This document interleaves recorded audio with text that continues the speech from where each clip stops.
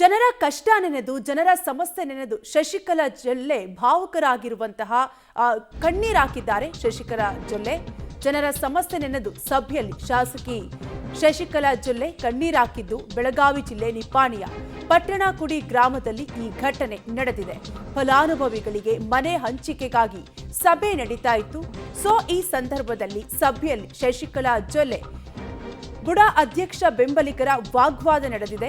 Lottery ಮೂಲಕ 600 ಮನೆ ಹಂಚಲಾಗುವುದು ಅಂತ ಶಾಸಕಿ ಹೇಳಿದ್ರು. 948 ಜನರಿಗೂ ಲಾಟರಿ ಮೂಲಕ ಮನೆ ಹಂಚಿಕೆಗೆ ಒತ್ತಾಯವನ್ನ ಮಾಡಲಾಗಿದೆ.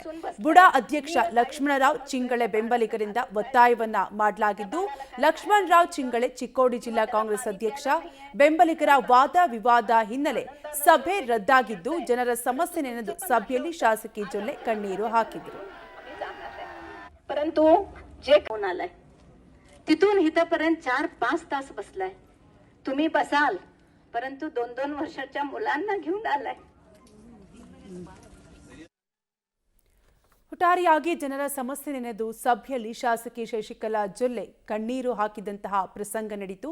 ಬೆಳಗಾವಿ ಜಿಲ್ಲೆ ನಿಪ್ಪಾಣಿಯ ಪಟ್ಟಣಕುಡಿ ಗ್ರಾಮದಲ್ಲಿ ಈ ಘಟನೆ ನಡೆದಿದ್ದು, ಫಲಾನುಭವಿಗಳಿಗೆ ಮನೆ ಹಂಚಿಕೆಗಾಗಿ ಸಭೆ ನಡೀತಾ ಇತ್ತು.